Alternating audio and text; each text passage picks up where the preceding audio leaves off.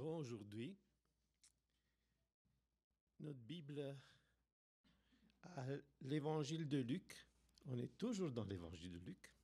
On ne l'a pas terminé. On est au 9e chapitre. Et nous allons lire à partir du premier verset jusqu'au verset 27.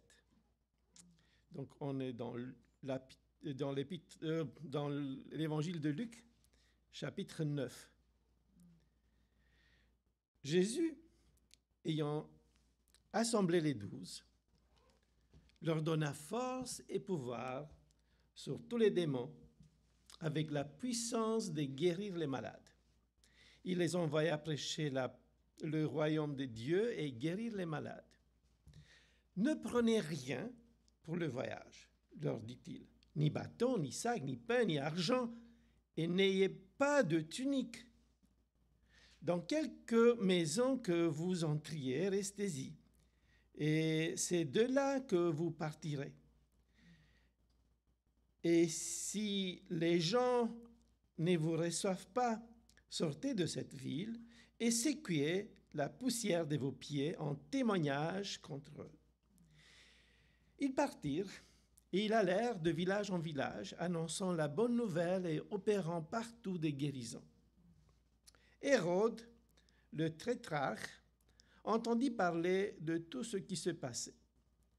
Et il ne savait que penser, car les uns disaient que Jésus était ressuscité des morts, d'autres que Élie était apparu, et d'autres qu'un ancien prophète était ressuscité. Mais Hérode disait, « J'ai fait décapiter Jean. Qui donc est celui-ci dont j'entends dire de telles choses ?» Et il cherchait à le voir. Les apôtres étaient de retour, racontèrent à Jésus tout ce qu'ils avaient fait.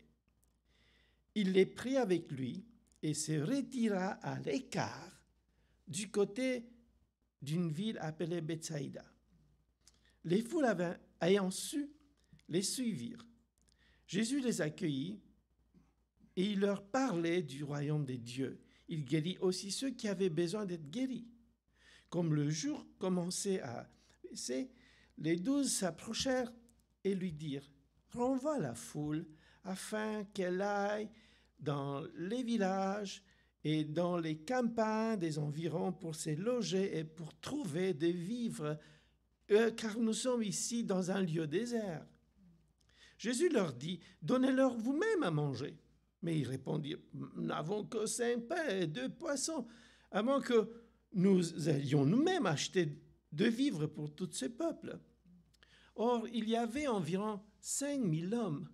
Jésus dit à ses disciples, « Faites-les asseoir par rangées de 50. » Ils firent ainsi, et ils le firent tous asseoir. Jésus prit les 5 pains et les 2 poissons, et levant les yeux vers le ciel, il les bénit. Puis il les rompit et les donna aux disciples afin qu'ils les distribuassent à la foule. Tous mangèrent et furent rassasiés. Et l'on emporta 12 paniers pleins des morceaux qui restaient. Un jour, que Jésus priait à l'écart, ayant avec lui ses disciples, il leur posa cette question, « Que dit-on que je suis ?»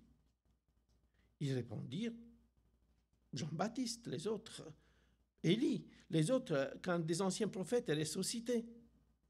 Et vous ?» leur demanda-t-il, « Que dites-vous que je suis ?» Pierre répondit, « Le Christ de Dieu. » Jésus leur recommanda sévèrement de ne dire à personne.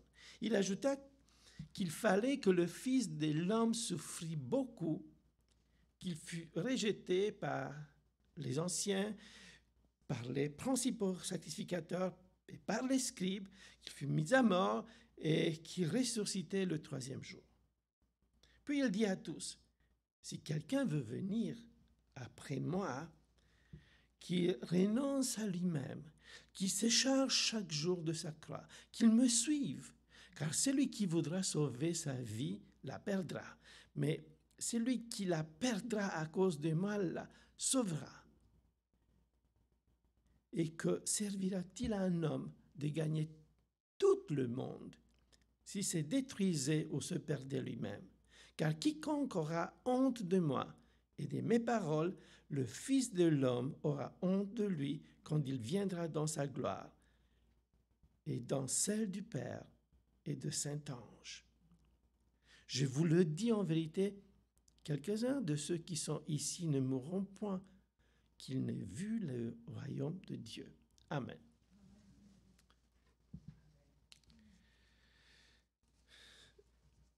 Généralement, les prédicateurs de ce texte que je viens de lire vont faire 2 ou 3 messages en fonction de passages.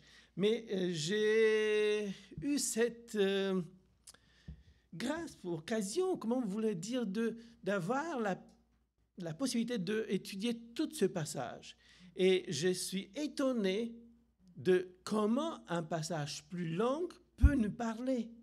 J'essaie de voir comment un passage plus long qui prend plusieurs de petits péricopes, comme on l'appelle dans un langage théologique, est capable de parler de lui-même et nous dire des choses très intéressantes.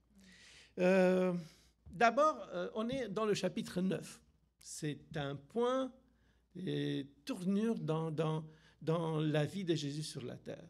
C'est un point de repère aussi, parce que le 9e chapitre, c'est la fin de la mission de Jésus en Galilée. À partir de verset 50 de ce chapitre, c'est le passage. Jésus, à partir de ce moment-là, va terminer sa mission en Galilée et il va partir vers Jérusalem. Donc, c'est très intéressant comment toute cette période de la mission, de l'activité de Jésus en Galilée se termine. Et c'est vraiment intéressant de voir comment ça se termine. Et c'est encore plus intéressant qu'on voit que ça se termine par un stage. C'est que les disciples étaient avec Jésus pendant un certain nombre d'années, peut-être que 2 ans à peu près, ils étaient avec lui. Ils l'ont suivi. Il y avait une première étape que c'était leur conversion. On a déjà vu ça. Par la suite, c'était leur engagement. Ils ont accepté d'être appelés. Ils ont répondu à l'appel de Jésus. Ils sont avec lui. Ils sont là. Ils apprennent des choses. Ils vont partir avec lui de village en village, de ville en ville. Et Jésus les enseigne. Ils sont attentifs à tout ce qu'il fait. Et puis maintenant vient un autre moment, quand ils sont envoyés en stage. Généralement, le stage, pour ceux qui connaissent un petit peu comment ça se passe même dans nos écoles, je connais des baccalauréats, je connais des maîtrises qui se terminent avec un stage. Donc, c'est quelqu'un qui est à la fin d'une période de ses études et qu'il va, au lieu de faire un travail de mémoire, une thèse, il va faire un stage. Ils sont comme à peu près envoyés comme ça dans le stage. On va voir qu'est-ce que vous avez appris et on va voir comment vous allez vous débrouiller par vous-même. Quoique, quand j'ai regardé, ce n'est pas juste un stage où ils n'ont rien de préparé. Tout est préparé.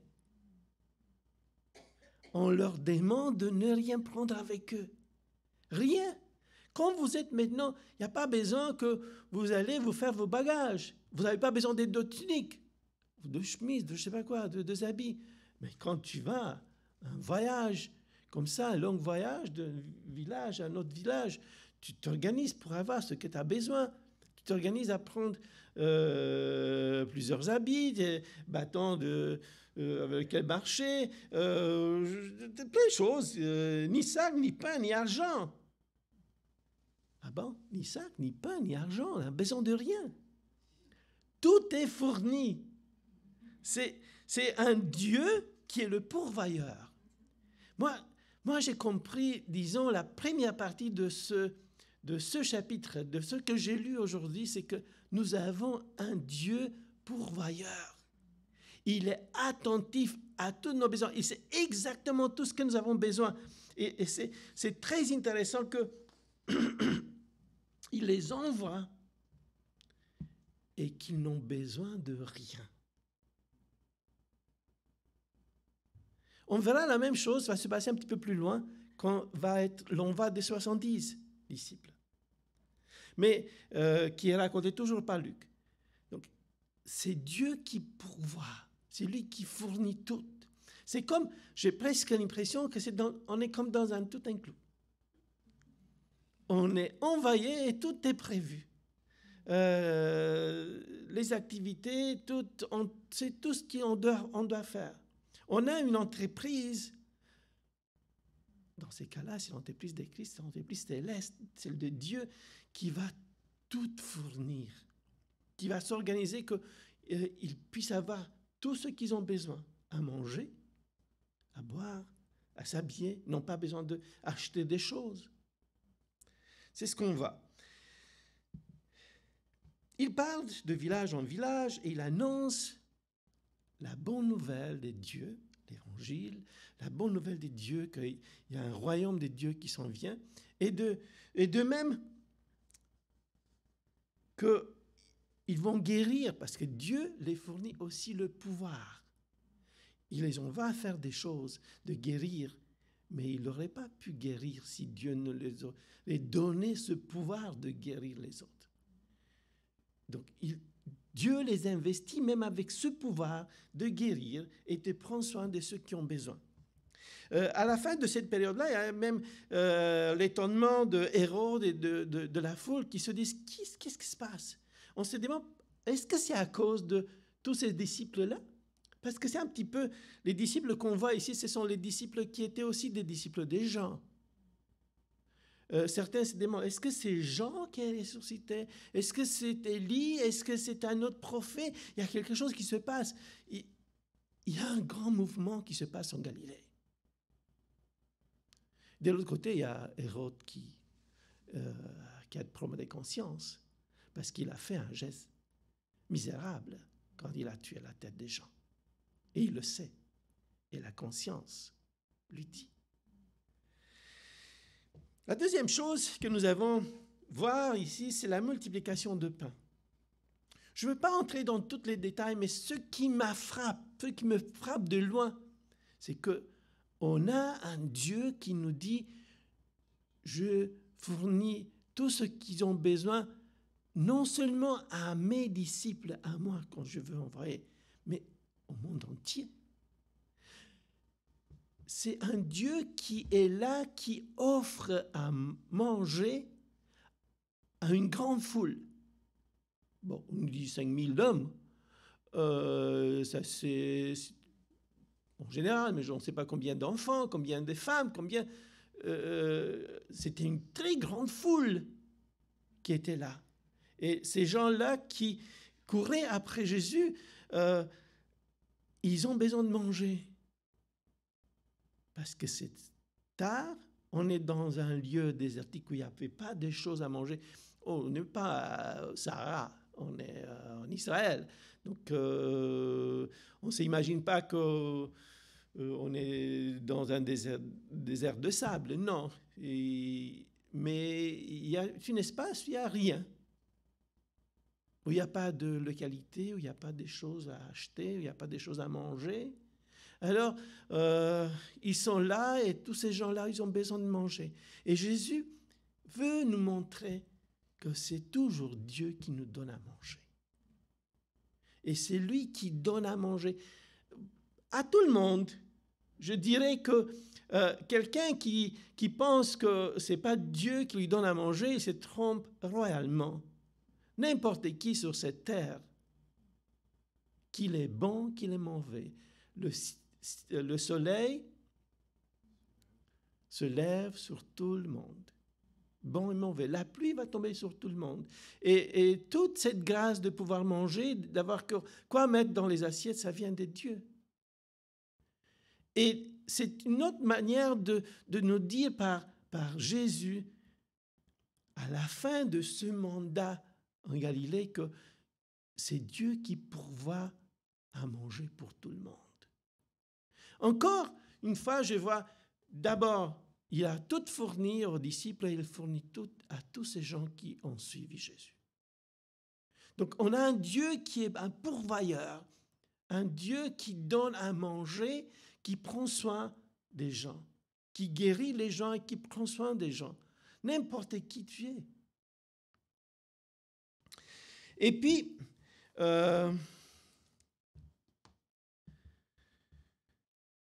après toute cette période-là, avec tout ce qui se passe, on se demande, est-ce que c'est vrai que Dieu a vraiment pris soin de tout le monde? Regardez avec moi, c'est toujours Luc, dans le chapitre 22, verset 35, juste avant d'être arrêté, il demande aux disciples, « Quand je vous ai envoyé sans bourse, sans sac et sans souliers, avez-vous manqué de quelque chose? » Ils répondirent, « De rien. » Avez-vous manqué de quelque chose? Non, non, de rien. Il y a une chose qui est garantie par Dieu à tous ses disciples. Ce n'est pas qu'ils deviendront des riches, ni qu'ils vont avoir trop, mais ils ne vont pas manquer de rien. Jamais un enfant de Dieu ne sera pas obligé de tendre la main. C'est une promesse de Dieu. Ça ne veut pas dire qu'ils vont vivre dans la richesse, non, mais qu'il y a un Dieu qui va fournir le pain de tous les jours pour que chacun puisse manger. C'est la promesse de Dieu. C'est lui qui le fait. Et tout ça, c'est une magnifique leçon de dépendance de Dieu. On dépend de Dieu dans tout ce que nous sommes. On n'est rien sans lui. Et il y a aussi quelque chose de très intéressant, c'est que ces choses-là, celles que nous les voyons ici, on le trouve dans tous les évangiles. Il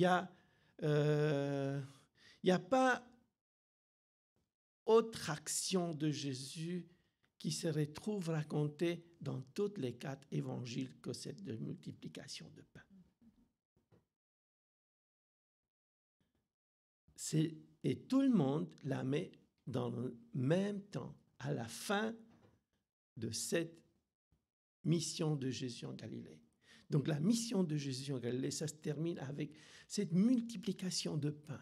Cette occasion de dire à Jésus que Dieu, c'est celui qui prend soin de nous. Et que on devrait apprendre cette leçon d'être en dépendance de lui.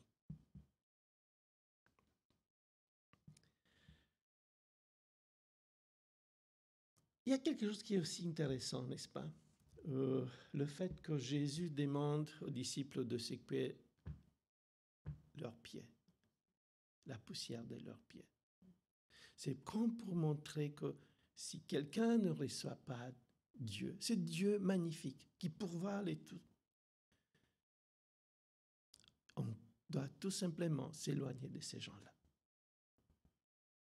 C'est aussi une manière de dire, regardez, l'évangile est arrivé à vous, mais vous ne la recevrez pas. C'est terrible, c'est triste pour vous-même.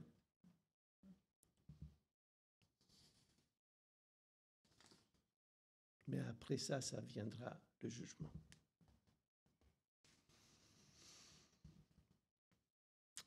Après ces 2 passages, ces deux magnifiques descriptions de ce qui s'est passé avec la mission des 12 et la multiplication de pain,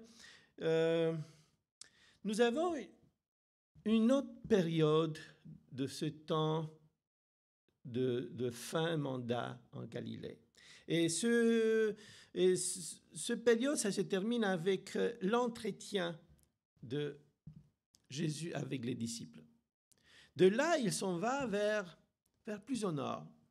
Luc ne raconte pas toute chose, il nous dit juste simplement qu'ils vont à l'écart. Un jour que Jésus priait à l'écart, donc il s'est éloigné de cette foule-là. Il avait besoin de rester jusqu'avec les 12, jusqu'avec ses disciples.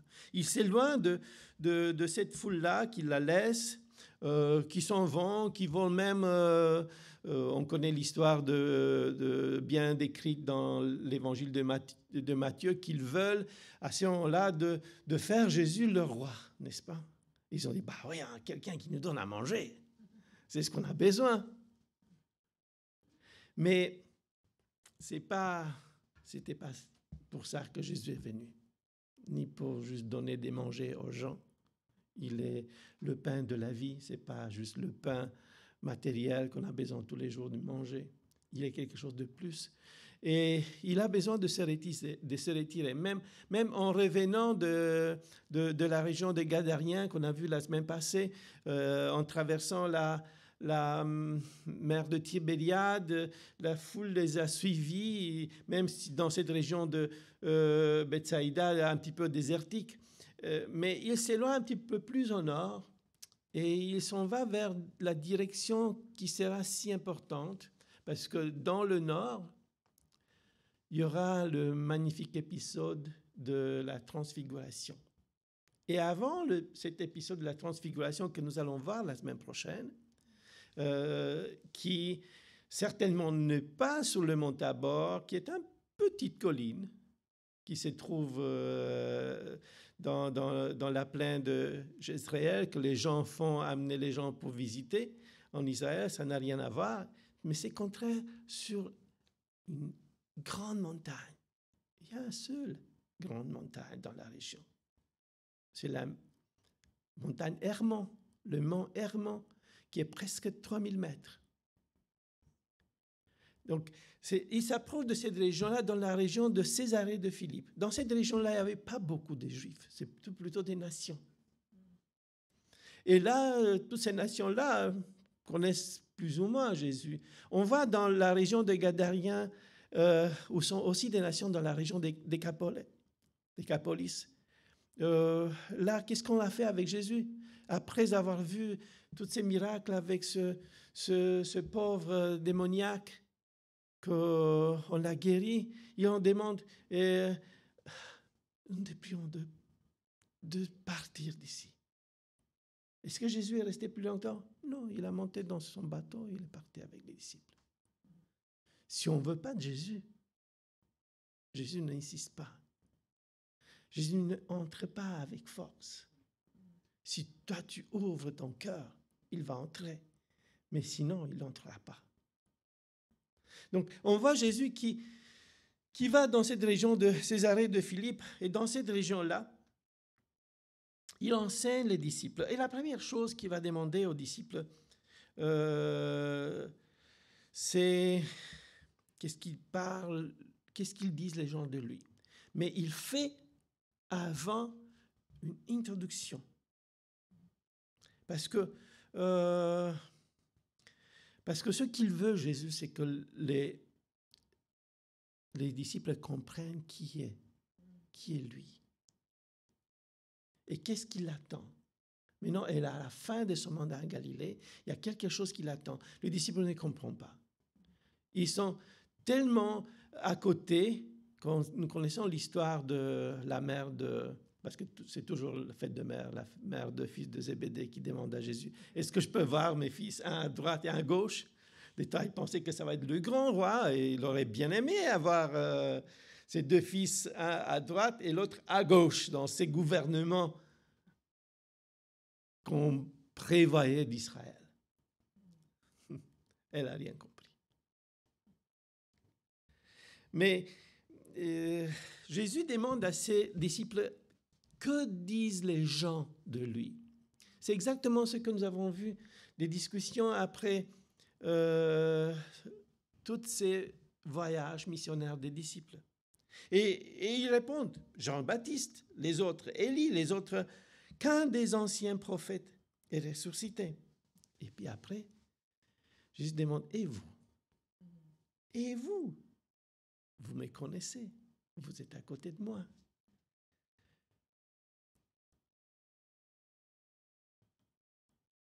Que dites-vous que je suis? Ici, c'est assez court. C'est toujours écourté par Luc.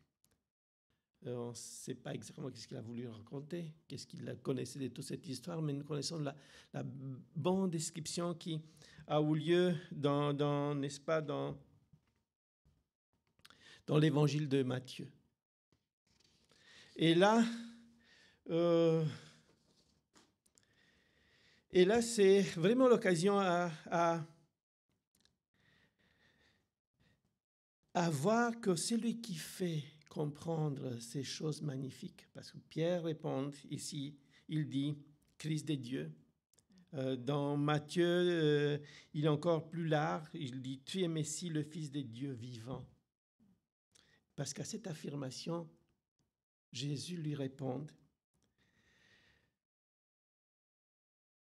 tu es heureux, Simon, fils de Jean, car ce n'est pas un être humain qui t'a révélé cette vérité, mais mon Père qui est dans le ciel. Et ça, pour moi, ça me fait comprendre que même les grandes vérités spirituelles, même comprendre la vérité des dieux, ça vient parce qu'on a un Dieu merveilleux qui, par son Saint-Esprit, nous aide à les comprendre. Donc, notre Dieu n'est pas seulement le pourvoyeur des choses matérielles, n'est pas seulement celui qui prend soin de nous quand nous en va en mission, quand nous en va dans nos activités, mais c'est Dieu aussi qui pourvoit qu'on comprend ces vérités. Les vérités de Dieu, on ne les comprend pas juste parce que nous sommes des étudiants assidus qui aiment bien étudier, qui aiment bien lire la Bible. C'est parce que Dieu prend soin, par le Saint-Esprit, de comprendre certaines choses qui sont compliquées, qui nous dépassent. Comme c'était compliqué pour ce disciple de Jésus de comprendre qui est Jésus. Mais pour dire que tu es Messie, le Fils des dieux vivants, ou Messie des dieux, tout simplement, c'est qu'il y a le Saint-Esprit qui aide Pierre à comprendre les choses. Parce que moi, je suis certain qu'il n'a pas compris toutes les vérités, parce qu'après quoi, il fait des affirmations qui ne sont pas vraiment dignes de lui, parce que Jésus lui dit arrière-moi, Satan. Non, c'est pas comme ça que ça se passe. Oui, effectivement, c'est comme ça que ça se passe. Parce qu'il ne comprend pas. Quand Jésus parle de ce qui est le vrai Messie, parce que le vrai Messie ne pas devenir le nouveau roi d'Israël, ne pas libérer Israël de Romains. Le nouveau Messie, c'est libérer le peuple de son péché et rétablir la liaison avec leur Créateur. Et ces choses-là, ils ne les comprennent pas. Ils n'aiment pas quand Jésus leur parle de ce qui va arriver, qu'il sera persécuté, qu'il sera rejeté, qu'il sera arrêté, condamné à mort, mais qu'il ressuscitera le troisième jour. On se demande, est-ce qu'ils ont compris quelque chose? Parce que quand la résurrection arrive et quand la mise à mort et la résurrection arrivent, ils ne comprennent rien du tout. C'est juste après qu'ils ont réalisé que Jésus les a toutes expliquées, toutes parlées, sans rien comprendre.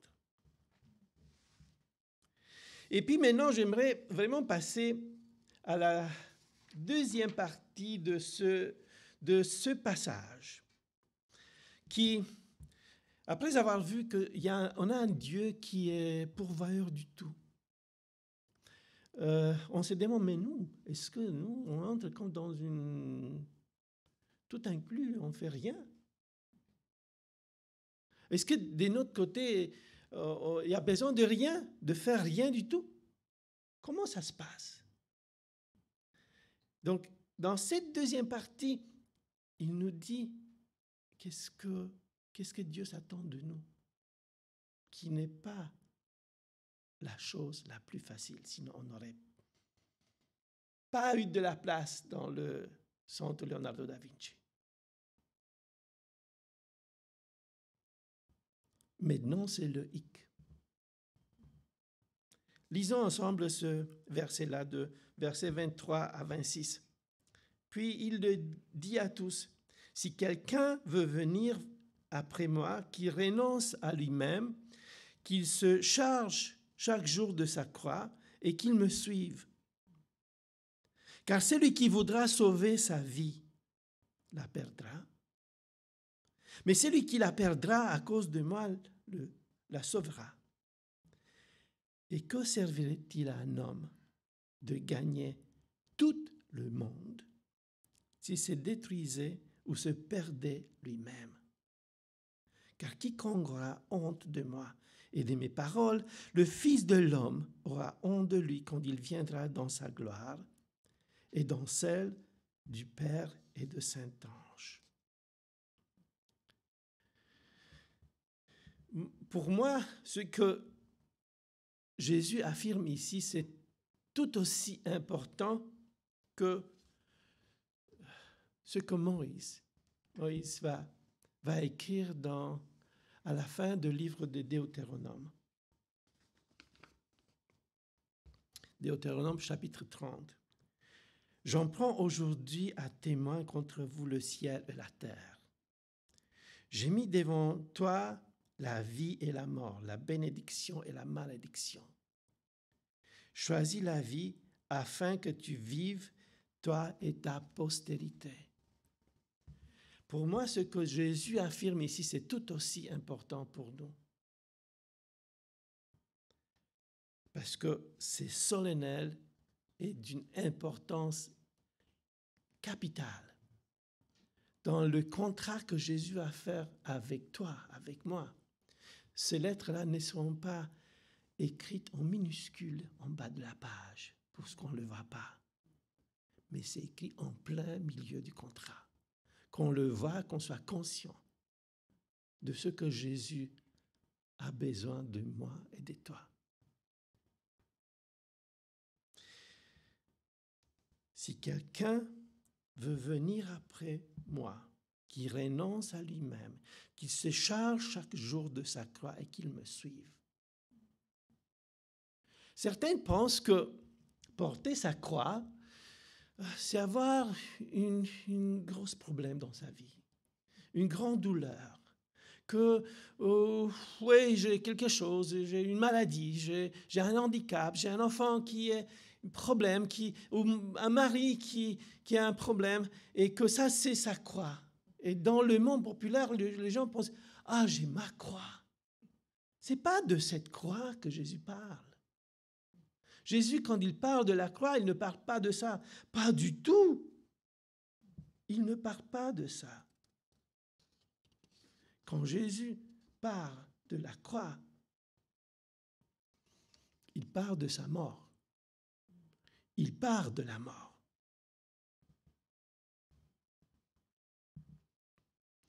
C'est Paul qui l'explique très bien. En Galates, chapitre 6, verset 14.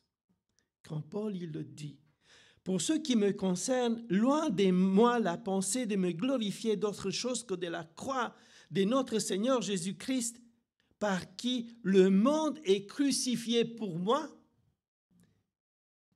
comme je le suis pour le monde. » Qu'est-ce qu'il dit, Paul, quand il nous explique ça? Que la croix signifie que je suis mort pour le monde et que le monde est mort pour moi. Entre moi et le monde, c'est la croix de Christ.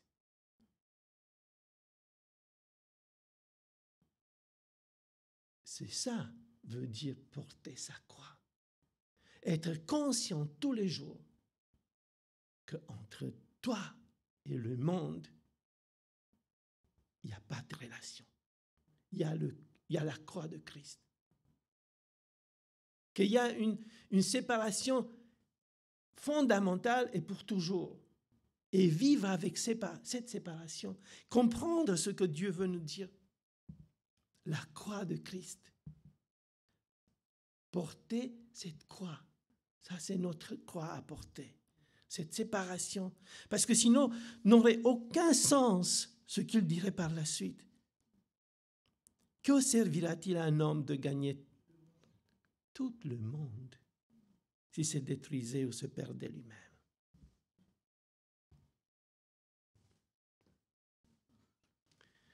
Et ce n'est pas la seule fois que Jésus nous enseigne ça. Non, ce n'est pas la seule fois.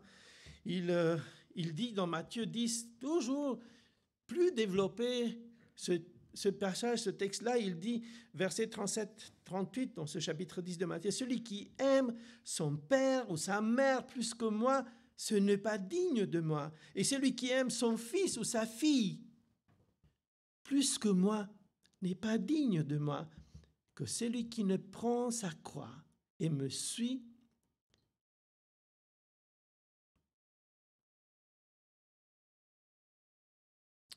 on a besoin de renoncer à tout. Il y a quelque chose que Jésus te demande. Oui, il est pourvoyeur. Tout était préparé. Mais tu dois accepter cela. Et accepter, ce n'est pas juste dire avec « oui, oui, j'accepte ». C'est renoncer à ce que tu es. Pour moi, il y avait même des discussions avec Benoît, avec ma femme aussi, en parlant, on ne dit pas tout le monde, parce que ça signifie autre chose. J'ai accentué un petit peu tout le monde. Et on dit plutôt monde entier. Mais je connais personne qui, en l'appelant de suivre Christ, a dit je ne peux pas. Je veux tout le monde. Au moins des milliards que peut-être, je ne sais pas, les grands milliardaires, ils ont. Non, il n'y a personne qui renonce au monde entier, aux milliards de Bill Gates, je ne sais pas, Jack Ma et Vladimir Poutine, ou je ne sais pas combien Elon Musk. Non, on ne renonce pas à ça. On ne les a de toute façon pas. Le monde, ils ont leur petit monde à eux. Ils ne peuvent pas renoncer à leur petit monde. Ils ont la difficulté de renoncer à perdre leurs amis. Ils ont la difficulté à accepter qu'est-ce que va dire la famille. Comment la famille va me juger? Qu'est-ce qu'il va dire mon mari? Qu'est-ce qu'ils vont dire les autres? C'est leur petit monde à eux qui les empêche de suivre Christ. Ce n'est pas les milliards de tous les milliardaires du monde qui nous empêchent. De toute façon, on ne l'aurait jamais peut-être. Ou peut-être qu'on l'aura, je ne sais rien. Mais ce n'est pas ça. Les gens, quand ils renoncent de suivre Jésus, ils renoncent parce que leur petit monde à eux les empêche. Je vais vous raconter une histoire que j'ai entendue d'un pasteur, Paul Negrutz. Et il a dit que c'était quelques années, la fête de Noël. Ils étaient aussi en prière. Et sa belle-mère, qui avait 85 ans, priait la nuit. s'est levée toutes les nuits pour prier. Et c'était juste cette nuit de Noël qu'elle priait et puis fatiguée parce qu'elle priait en genoux. Et quand elle se levait de là, elle s'est déséquilibrée, tombée et s'est fracturée sa hanche. Jour de Noël, on était avec elle à l'hôpital, à l'urgence, par la suite mis dans le salon. Et il dit, dans le même salon que ma belle-mère, ils ont amené une jeune femme, 22 ans, à un accident de voiture la nuit de Noël. Elle était, quand on l'amenait, encore coma. Même, son mari était lui aussi accidenté en coma, mais lui est décédé. Et quand elle s'est réveillée, elle n'était encore pas bien, mais elle demandait tout le temps le nom de son mari. Il dit, on ne lui a rien raconté que son mari est décédé. C'était plutôt 2 jours après, quand elle était mieux, point de vue la santé, que le personnel de l'hôpital est venu pour lui annoncer que son mari est décédé. Il disait, j'étais là, dans le salon. Vous ne pouvez pas vous imaginer comment elle a hurlé, comment elle a pleuré, comment elle était désespérée, cette femme. Quand elle s'est calma, il a dit, je suis allé lui demander si elle veut que je prie pour elle. Elle a dit oui. Il a prié pour elle. Et puis, après, il se prépara pour sortir, s'habiller pour sortir du salon, pour quitter. Et quand il s'est préparé de partir, la jeune dame, l'appelle par son nom, Pasteur Paul Negrutz. Vous ne me connaissez pas, mais je vous connais. Elle dit, ça fait 2 ans que j'étais dans votre église et après votre message, j'étais prêt à donner ma vie à Jésus. Et j'étais là, pas seul, j'étais avec mon copain, mon ami. Et quand j'ai raconté à mon ami qu'est-ce que je veux faire, que j'étais touché, que je veux ouvrir mon cœur à Jésus, lui a dit, pas de question, si tu fais ça, c'est rompu entre nous tout de suite.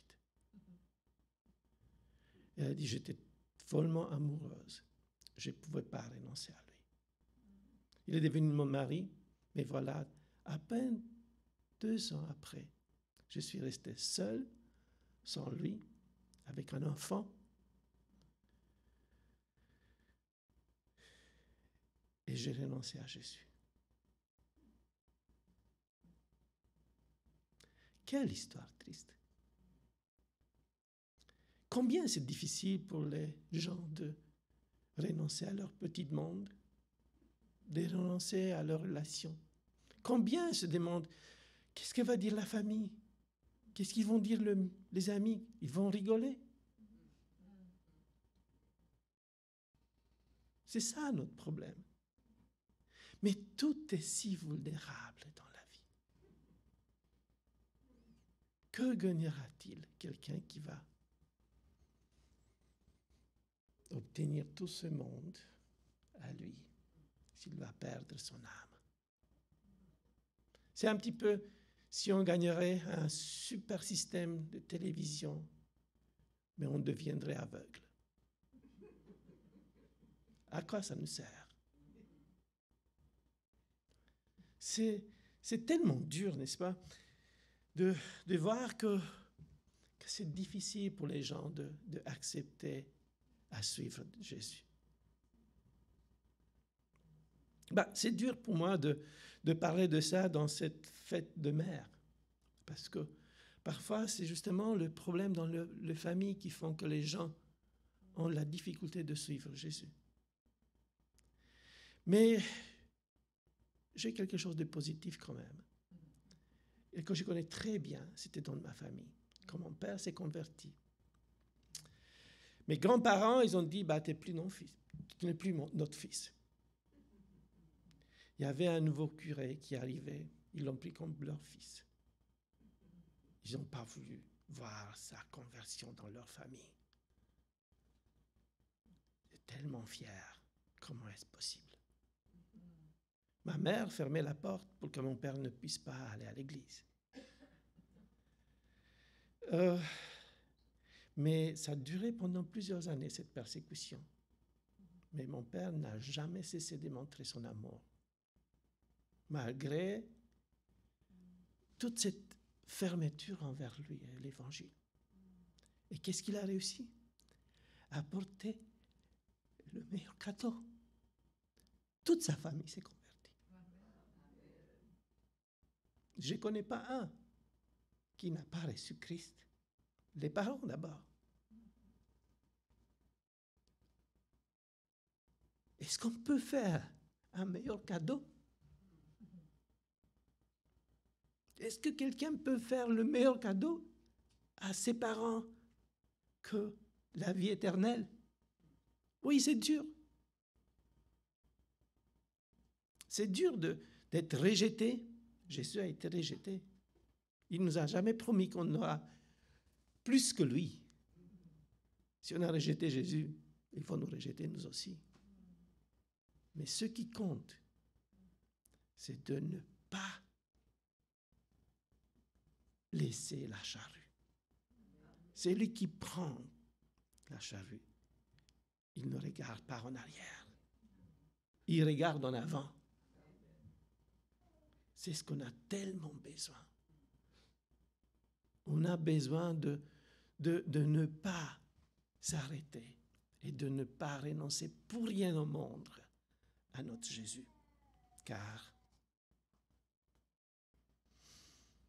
que servirait-il à un homme de gagner tout le monde s'il se détruisait ou il se perdait lui-même? Amen.